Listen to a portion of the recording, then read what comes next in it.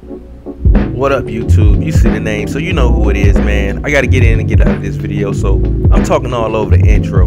Shout out to Jamario Miller. That's where this video came from. He hit me up on Twitter asking me how to play defense with the Lakers. He's a fellow Laker Nation brethren, so you know I gotta help him out, man. So this is what it is, man. As you see me going over the roster, you'll notice we're not good defensively.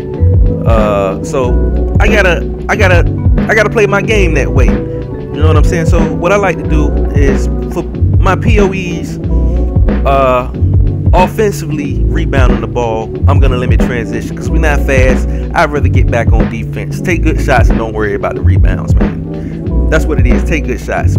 So on defense, I'm gonna protect the paint, neutral defensive aggression, and I'm gonna crash the glass. I'm gonna protect the paint against every single team. Maybe not the Warriors, but I'm gonna adjust accordingly. It's all about this is just my base, but it's all about adjusting throughout the game to win. You gotta stay constantly adjusting to what your opponent doing. You can't keep that POE, your assignments the same the whole game if your opponent is switching it up.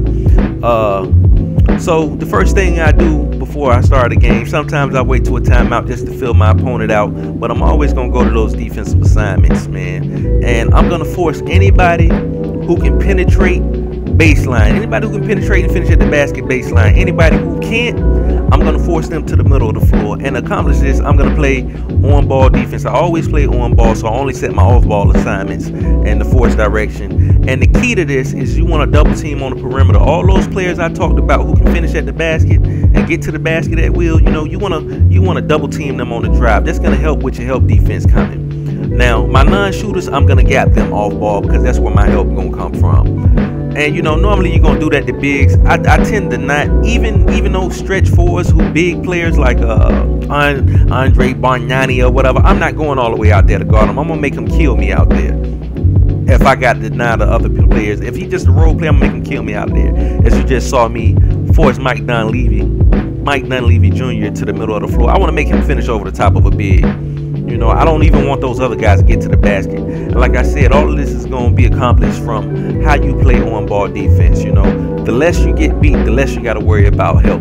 But you are going to get beat. That's the key. Don't think you're not getting beat. I don't care how good an on-ball defender you are. You're getting beat at some point in time in the game. Constantly. It's a long game, man. You got it's multiple possessions. You got too many possessions not to ever get beat off the dribble. So in that case, I got my backup. When you leave all this stuff on auto, man, you don't know what the computer is gonna do. You can't just rely on changing POE. So you got to know what they're gonna do on your own, and you got to adjust accordingly, man.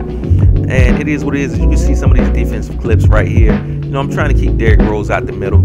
They get the bucket right there, but it's all good. I still play good defense. You know, you gotta accept the fact that sometimes you play good defense and play a score. You know what I'm saying? And right here, this is the beginning of the game. I wasn't really doing a good job keeping them out the middle, but eventually I did. You know, you always want to beat the ball handler back to the middle of the floor once you see him going to the middle, and then once you beat them to the middle of the floor, you know they can't go anywhere else but back towards the baseline, back towards the sideline. You know, so you beat them that way. That's how you get better at on-ball defense. You know, I don't really anticipate a lot on defense. I more than likely react, so get your reaction skills up. And it is what it is. Like I said, man, I didn't switch any of these settings the whole game for the most part. Now, this is a quick match.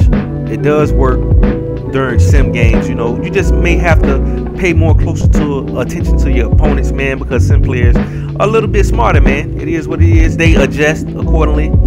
Shout out to JP Boy, who I play. He plays with the Grizzlies. I used these settings against him the last time I played. I hadn't played 2K in about a week, but I used these settings against him. And, you know, he was frustrated, I assume, because he was quick pausing towards the end of the game. You know, he couldn't get off what he wanted to get off because, like I said, I used these settings. They weren't the exact same. You know, learn who to play tight, moderate, gap. You know, I'm not going to tell you all that, man. Everybody think that, you know, you just got to give it to you. That's not a part of being sim, man. You got to learn for yourself sometimes. Man, get in that lab it up. Here go the stats, man. I hope this helped you out just a little bit, something light, just to get you thinking, you know. Sim life. Salute me 757. Kill the cheese. It's been real. I'm out of here, man. Peace.